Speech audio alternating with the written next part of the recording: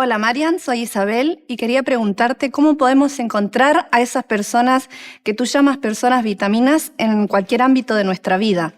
Y algo muy importante para mí, ¿cómo podemos ser nosotros mismos? Gracias, Isabel, por tu pregunta. A mí me encanta el concepto de persona vitamina, surgió hace muchos años en una conferencia en México. Llevaba yo un rato hablando del tema de las personas tóxicas y de cómo nos influyen las personas que nos hacen daño o que nos humillan en nuestra salud física y psicológica. Y en un momento dado me di cuenta que llevábamos demasiado tiempo hablando de la palabra tóxico y dije, hay que cambiar la forma en la que hablamos de las personas y de la que hablamos de nosotros mismos. Y se me ocurrió el concepto persona vitamina. Empezaría contestando tu pregunta con una idea muy importante. Para estar bien con alguien, lo primero es estar bien con uno mismo. Estar bien con uno mismo significa que me conozco, que me comprendo, porque comprender me alivia, que soy capaz de aceptar mis limitaciones, aceptar que hay cosas que no puedo cambiar, aceptar que he cometido errores, aceptar que soy imperfecto en parcelas de mi vida y, por otro lado, decidir superar aquello que me duele, que me hiere, que llevo enquistado en mi vida, aprender a superar pequeños traumas, sufrimientos, porque si yo no me conozco, me comprendo, me acepto, es mucho más difícil que sea vitamina para los demás. Necesito identificar primero quién soy yo, cómo es mi forma de ser. Yo suelo explicarlo en lo que denomino el esquema de personalidad. Todos nosotros tenemos rasgos de personalidad. Somos impacientes, somos personas tímidas, a veces hipersensibles, opás, de alta sensibilidad, obsesivos, hipocondríacos, perfeccionistas, impulsivos. Es decir, tenemos rasgos de personalidad. Cuando vivimos de forma crónicamente estresados, cuando estamos en modo alerta, cuando no nos da tiempo de conectar con lo bueno de la vida porque vivimos siempre a base de estímulos, sale esa peor versión de nosotros. El hipersensible se convierte en una persona vulnerable, el tímido se bloquea, el obsesivo vive siempre con pensamientos rumiativos, la persona perfeccionista vive en una sensación de insatisfacción vital y si esto se mantiene en el tiempo, tendemos a somatizar. Y somatizar significa que llevamos todos esos síntomas al cuerpo y que nuestra mente activa síntomas psicológicos. Por lo tanto, primero es conocer quién soy yo, en quién me convierto cuando vivo en modo alerta de forma constante, cómo somatizo en mi cuerpo y qué síntomas psicológicos aparecen. Y por otro lado hay una pregunta muy importante y es ¿cuáles son mis factores de estrés? ¿Qué me descarga a mí? ¿Qué me pone en modo alerta? ¿Qué me sube el cortisol? A veces no tenemos identificado lo que nos pone en modo alerta. Pueden ser personas, recuerdos, circunstancias. A veces puede ser subir a un avión, puede ser ver mi cuenta corriente, puede ser pensar en mi pasado, puede ser una herida sin resolver que ha dejado mi organismo y mi mente en modo alerta. Yo tengo que conocerme.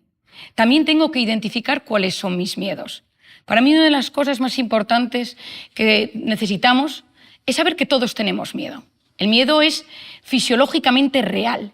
El miedo está en una zona del cerebro. Hay gente que me dice, Mariana, es que a mí me gustaría no tener nunca miedo. Eso no es posible, porque el miedo existe para que seamos prudentes. Lo malo es cuando el miedo hace un golpe de estado en mi mente y es el que influye en todas las decisiones que tomo. A veces los miedos son fácilmente identificables. El miedo a la enfermedad, el miedo a la muerte. Pero hay otras veces que los miedos son más sutiles. El miedo a causar decepción, el miedo a no ser perfecto, el miedo a que no me quieran, el miedo a perder el control, el miedo a sufrir, el miedo al dolor. Y algunos de estos miedos, en pequeñas dosis, son necesarios para la vida. Cuando yo me voy conociendo, a veces necesito sanar ciertos traumas, heridas, patrones repetidos que llevan años sucediendo incluso en mi familia. Muchos, cuando analizamos nuestras familias, nos damos cuenta que hay patrones que se han repetido de padres a hijos. Lo que yo denomino muchas veces en el libro, en Encuentra tu persona vitamina, mis cimientos emocionales. Es decir, lo vivido en casa cuando yo soy pequeño lo considero normal. A veces hay patrones en casa, lo que se come, cómo se habla uno, cómo se demuestra afecto, cómo se elige pareja. Y a veces para poder ser vitamina yo necesito tener identificados esos patrones y darme cuenta si realmente son buenos, son saludables, son sanos, emocionalmente sanos o son tóxicos, o me producen algún tipo de perturbación, o me hacen elegir mal. Cuando yo elijo las personas de mi entorno, a veces elijo desde la herida, desde la carencia, desde la ausencia, o a veces elijo sabiendo cómo necesito personas en mi entorno que me ayuden. Para ser persona vitamina identifico, conozco, supero, y luego tengo que saber una idea importantísima. Se han hecho estudios a nivel mundial de qué es aquello que nos hace envejecer de la forma más saludable posible. Y se ha visto, después de múltiples estudios en la Universidad de Harvard, que lo más importante son las relaciones. Sentirse solo o enferma, no sentirme querido enferma, sentirme humillado enferma. La soledad es profundamente tóxica.